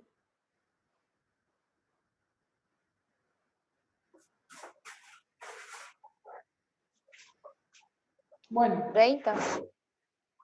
30. Ya es mucho. Ya es demasiado bajo. Pero en general, ustedes consideren que la creatinina normal en el hombre es hasta 1.4. Y bueno, y depende del tamaño. Además, si es un hombre que mide 1.50, probablemente sea 1. Porque es por masa, de acuerdo a la masa muscular. Entonces, en general recuerden ustedes que pequeñas elevaciones en la creatinina en sangre me están impactando de manera importante en el clearance de creatinina. Clearance de creatinina normal de 90 a 110 más o menos, 120, eso es lo normal. Un paciente con una creatinina de 1.7 probablemente ya tenga un clearance de creatinina de 60 o de 50. O sea, se eleva poquito la creatinina, baja muchísimo el clearance. Entonces, por eso es que está puesto este valor. 1.7 uno dice, no, apenita está subido. No, apenita, pero impacta mucho en clearance, en función renal. Y obviamente que si hay proteinuria, también sería prudente que ya lo tenga en contacto a un nefrólogo.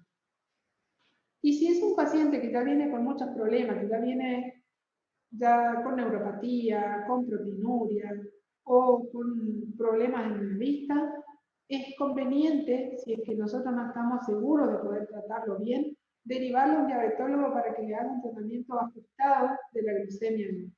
Porque si no, estos pacientes son muy difíciles de manejar. Bueno, y esto es, creo que ya se los dije, es lo que nosotros queremos que el paciente sepa, lo tenemos que saber nosotros, y implica de vuelta un aprendizaje, porque esto es una medida de laboratorio, como lo viene a Nicosilada. Pero estos valores son valores de monitoreo. Entonces, le tenemos que enseñar a monitorearse, le tenemos que enseñar cuáles son los valores que tiene que tener y tenemos que transmitirle de alguna manera que si tiene más de estos valores, él tiene que tener miedo, que las cosas se están complicando.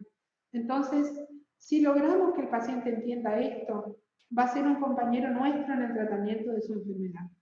Si no logramos, no le dan ni 5 artículos de esto, vamos mal. Probablemente el paciente se complique. Nunca dejar de insistir en tratar de llegar a un peso lo más cercano al normal, pero por lo menos entre 5 y 10% de lo que tiene de más. Considerar que hay que trabajar insistentemente en abandono del tabaco, en combatir el hábito sedentario, porque con eso mejoramos el perfil del colesterol malo, con estos aumentamos el colesterol bueno, con estos mejoramos la presión arterial con el ejercicio y mejoramos también la glucemia. Y si ustedes consideran que este paciente ya viene con complicaciones o tiene colesterol elevado, ustedes deberían considerar agregar la aspirina, porque estos pacientes no nos hacen la obstrucción ateromatosa de un ateroma de una arteria grande, nos hacen en una arteria pequeña. Ustedes van a ver, creo que esta semana comienzan con cariopatía isquémica en clínica. Van a ver que una persona no diabética hace el ateroma en el nacimiento de las arterias coronarias, en las arterias grandes. El diabético deja lleno de ateroma todas las pequeñas arterias, las diagonales, las penetrantes, las perforantes. Ahí es donde hace el mayor drama. Entonces es más difícil revascularizar, es más generalizada la enfermedad que tiene. Y por eso es tan importante controlar estos factores, porque si yo logro un colesterol LDL que permanentemente esté alrededor de 70, un colesterol de HDL que permanentemente esté por 50 o más arriba, y logro que él deje de fumar, seguramente no va a seguir generando ateromas. Ahora, si me queda esto liberado al mal control del paciente, va a terminar con enfermedad vascular más tarde o más temprano. Bueno, esto habíamos hablado que incluso nosotros podemos lograr que el paciente se cure de la diabetes. Entonces, nuevamente cerrado la pantalla, voy a buscar de nuevo otra carpeta.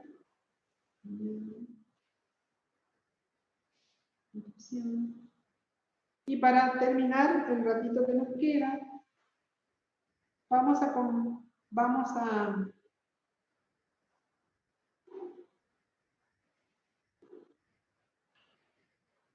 hablar un poquito de las complicaciones.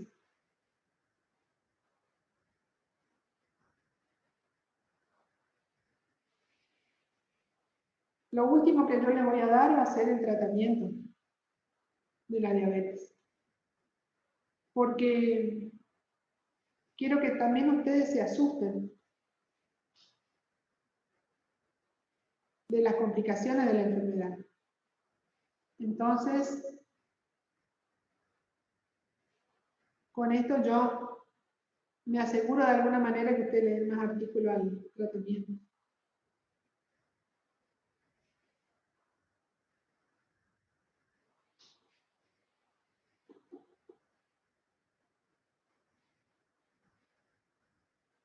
Bien, entonces...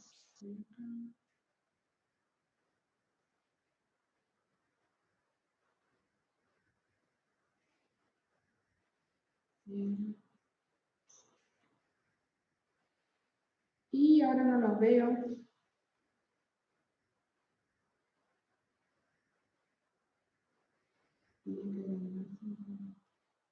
Bueno, ¿ven?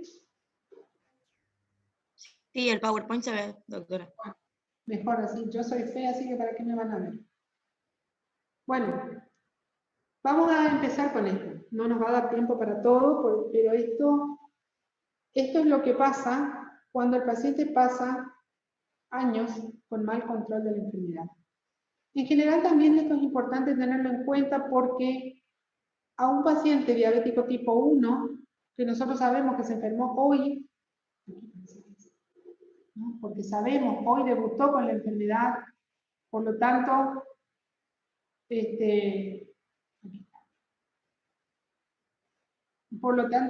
sabemos que ayer no estaba diabético y hoy está. Uno calcula que más o menos deben pasar 5 años para que comiencen a aparecer las complicaciones. Entonces, un diabético tipo 1, si hoy 2020 debutó, vamos a tener que empezar a chequear las complicaciones crónicas recién en el 2025. Ahora, un diabético tipo 2, que le diagnosticamos hoy, pero no sé si no tenía diabetes desde hace 3 años, la señora esta que les comentaba, yo creo que tenía por lo menos 10 años de diabetes, o entre 5 y 10 años y nunca se dio cuenta.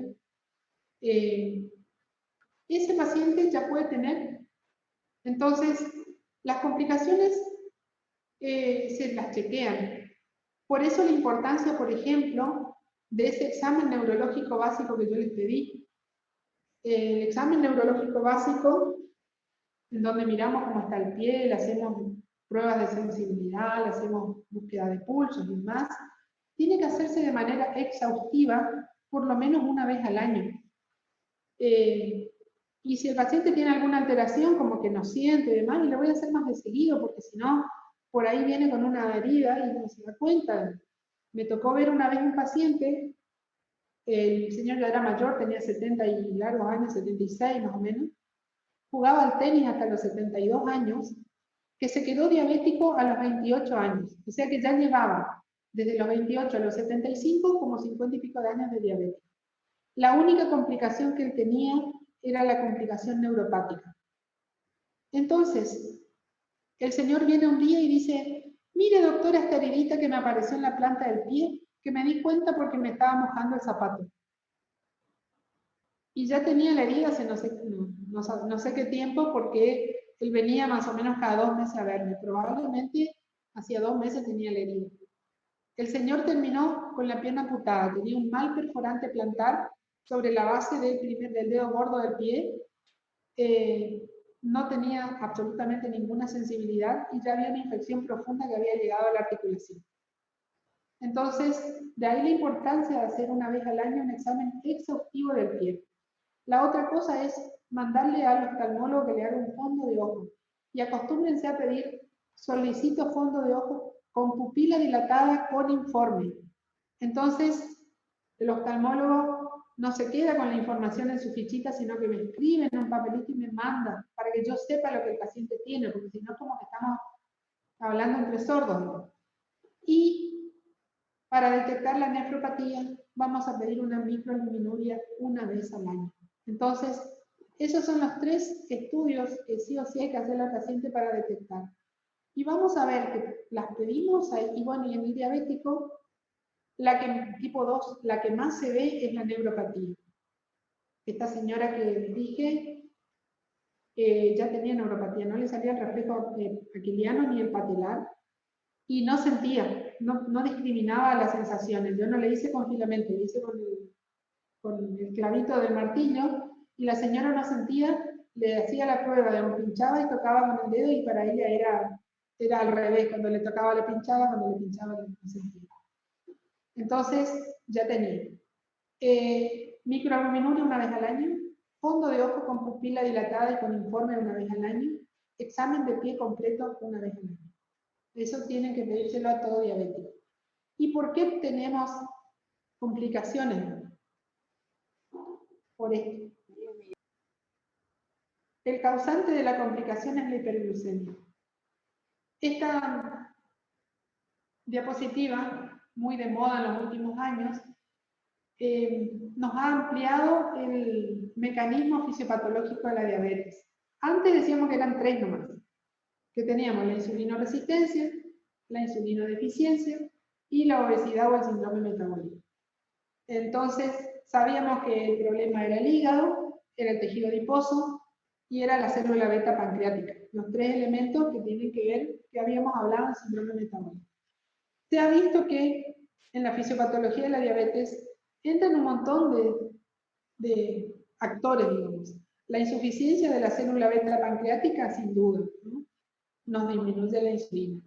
Pero fíjense que tenemos un mecanismo que es el del efecto incretina, que es un efecto que ocurre en las personas normales cada vez que comemos. Cada vez que comemos, se liberan desde nuestro tubo gastrointestinal hormonas que van y le indican a la célula beta pancreática que tiene que liberar insulina.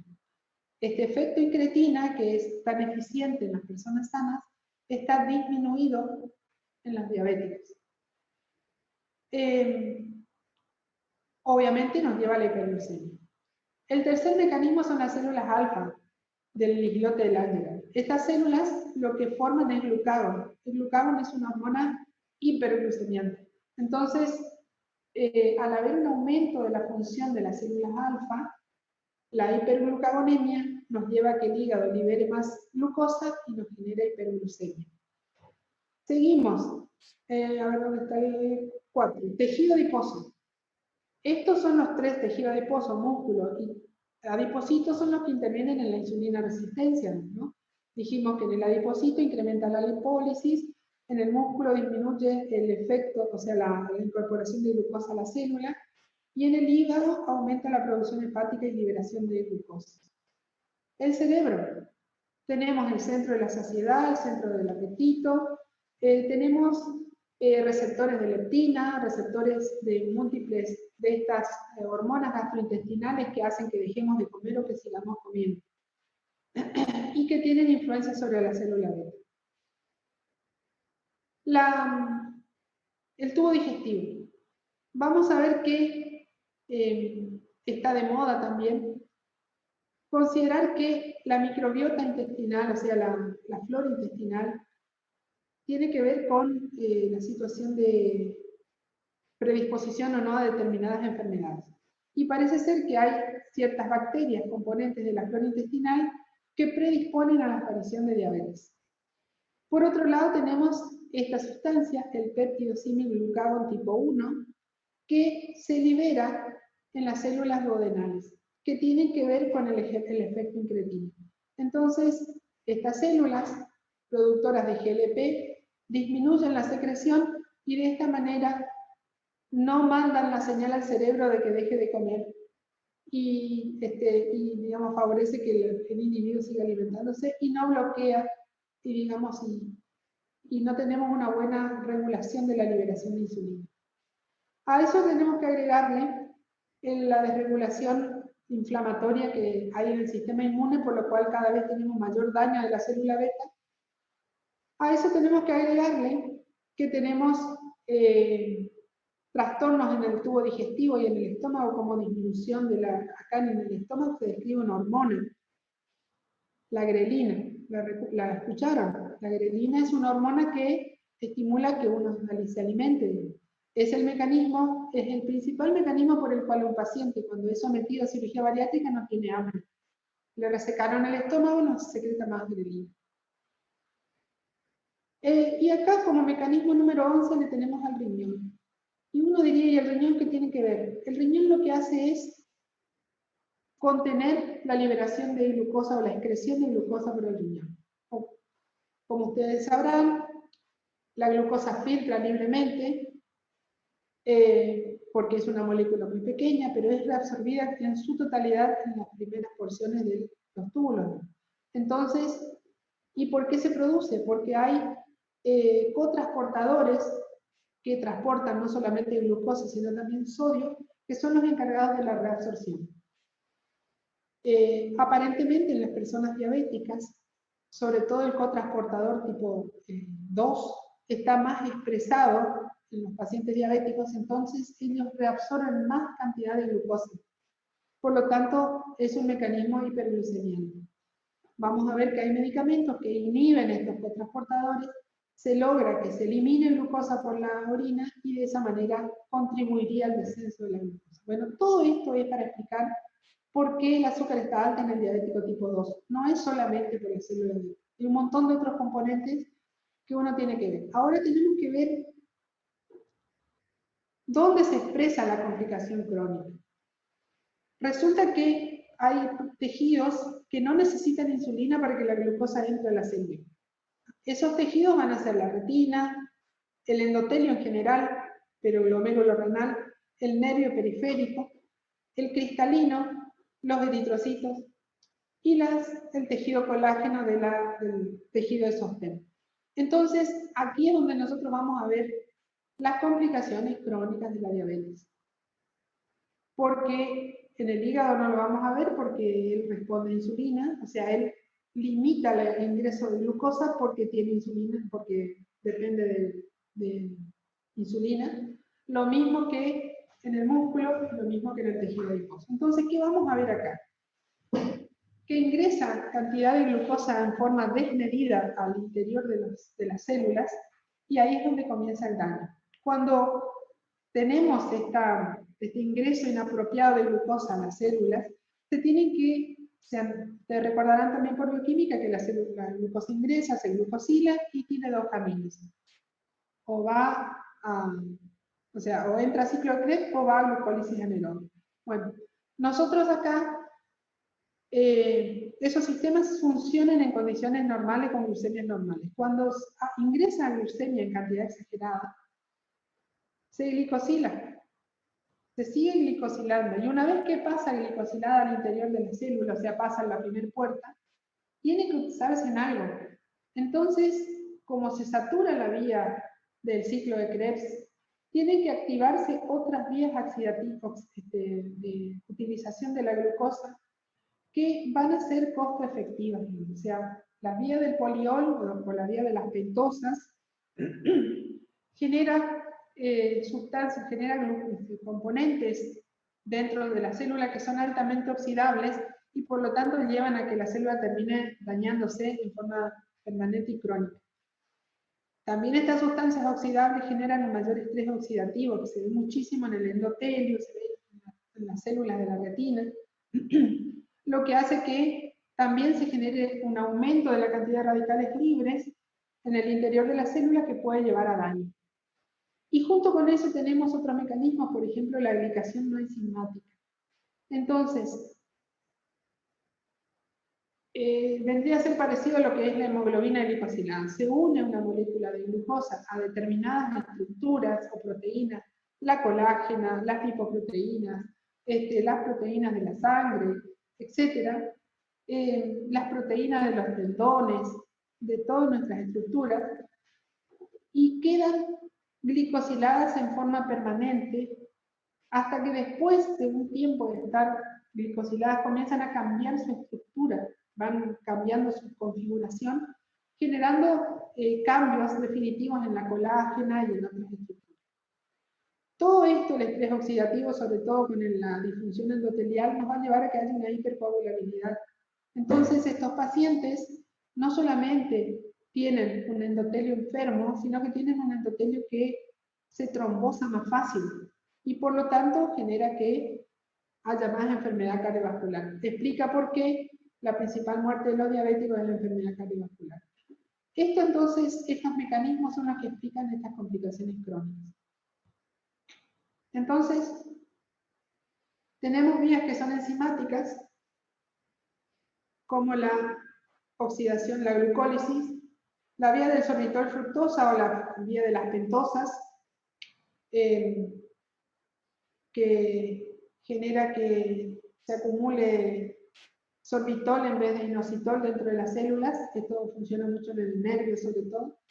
Y este sistema del diacilglicerol proteína quinasa C, que actúa sobre todo, se expresa más en las células endoteliales, favoreciendo el estrés oxidativo, la agregación plaquetaria y todos los cambios relacionados con inflamación. Y después tenemos las reacciones no enzimáticas, en donde está, como les dije, la glicación, que luego de estar mucho tiempo glicadas, las proteínas se van autooxidando y se van cambiando. Todos estos mecanismos lo que hacen es generar sustratos oxidables, sustratos que generan radicales libres y incompetencia de las células para lavar esos radicales libres. Entonces, bueno, este mecanismo de la aldosa reductasa es donde interviene, donde se acumula fructosa, pasa sorbitol y normalmente tiene que ir a la producción del mioinositol. Por el aumento de los cambios dentro de la célula, eso no ocurre aparece este producto, que es un producto glicante que se une a las otras estructuras, generando daño a la célula. Esto se ve mucho en la retina. Y hace unos años salió un remedio que era un inhibidor de la aldosa reductasa para evitar el paso a retinopatía grave, pero no funcionó por toxicidad. Diacilglicerol proteína quinasa C. Alteración del endotelio. Seguramente ustedes recordarán que en el endotelio tenemos una especie de lucha entre las sustancias inflamatorias o trombogénicas y las antitrombogénicas. Entonces acá, en este contexto, ganan las trombogénicas, por lo cual hay más moléculas de adhesión, hay más permisión de llegada de colesterol al subendotelio, hay más daño en el endotelio, hay más formación de agregación plaquetaria y obstrucción vascular. Bueno, y como les decía, la glicación enzimática, la glicación se convierte, inicialmente es reversible, entonces puede ser que si la glucemia baja y se normaliza, se va desglicando de alguna manera, pero pasado un tiempo esto queda, no se puede revertir, y se forman estos productos que se llaman productos avanzados de glicación proteica. Estas son las siglas en inglés. Entonces, estos productos avanzados de glicación proteica es lo que hacen que con el tiempo se expresan en el tejido colágeno sobre todo, y es lo que hace que con el tiempo, un poco lo que le pasó a mi paciente que terminó con el mal perforante plantar, él no podía jugar más al tenis porque ya no tenía elasticidad en las articulaciones, y empezó a tener rigidez en las manos. Justamente tendones, tejido conectivo de sostén, va quedando rígido y va apareciendo lo que se llama en diabetes, se le llama el signo del rezo, en donde inicialmente nosotros podemos hacer, cualquiera de nosotros podemos hacer esto, unir toda la palma de una mano con la otra. El paciente diabético que tiene productos avanzados de glicación proteica en sus estructuras, tendones, músculos y demás, va quedando cada vez más rígido, y llega un momento en que apenas puede tocar por el talón y por la punta de los dedos, apoyar la mano, no puede más hacer esto. Es porque ha quedado rígido por la glicosilación. Eso se llama signo del rezo, y es un signo que fácilmente le hacemos al paciente y vemos cómo está con esta complicación. Lo cierto, y con esto ¿Y en cuánto tiempo? Años. ¿En cuánto tiempo aparecería? Años. 10, 15, 20 años. Eso no aparece inmediatamente. Tiene que pasar mucho tiempo para que eso ocurra. La glicación enzimática reversible es cuando enseguida se logra normalizar la glucosa. Los pacientes que quedan mal controlados por mucho tiempo evolucionan a esto. Y lo que va a pasar es, digamos, la consecuencia o el camino va a ser esto. Digamos. Fíjense que sobre el daño, la primera alteración, que es la hiperglucemia, se generan estas vías metabólicas alternativas que con el tiempo me van generando alteraciones estructurales. Engrosamiento de la membrana basal, desmineralización segmentaria en los nervios. Si eso permanece, o sea, si persiste la hiperglucemia, vamos a tener ya alteraciones funcionales. Entonces vamos a tener oclusión vascular, vamos a tener hipercoagulabilidad, ya vamos a tener una desmineralización más severa con alguna debilidad en la parte nerviosa. Lo cual nuevamente con glucemia normal se puede revertir o por lo menos disminuir la progresión, y si asimismo todo esto sigue, vamos a tener la lesión. La lesión se va a expresar en estos 4 lugares fundamentalmente: retina, retinopatía diabética; nervios periféricos y autonómicos, neuropatía diabética; glomérulo renal, nefropatía diabética; y en la micro y macrovasculatura como los diferentes síndromes vasculares: cardiopatía isquémica, accidente cerebrovascular, arteriopatía periférica de miembros inferiores.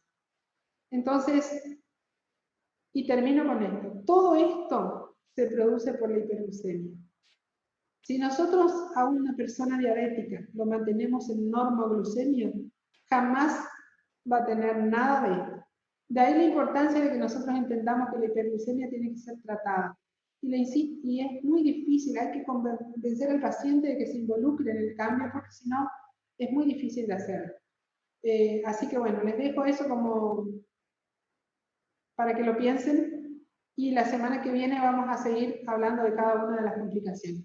Les voy a subir el power de la clase, del PDF de la clase, y bueno, algunos artículos más para que puedan ir leyendo. ¿Ah? ¿Alguna pregunta? Doctora, yo tengo un par de preguntas. Primero, con respecto a esta clase, ¿una persona que tenga hipotiroidismo y que sea muy obesa tiene mucho mayor riesgo de que también tenga diabetes? ¿O es lo mismo que una persona obesa nomás? O sea, si tiene rasgos de síndrome metabólico, sí.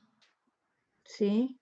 Y en Ok. general, si tiene síndrome metabólico, tiene alta chance. Y si es obesa, por el solo hecho de ser obeso, sí, también tiene una chance mayor de ser diabético. De ahí que Ok. la prevención consiste en estilo de vida, peso lo más normal a lo posible y alimentación saludable. Sí, tiene que ver. Y no sé si puedo hacerle preguntas sobre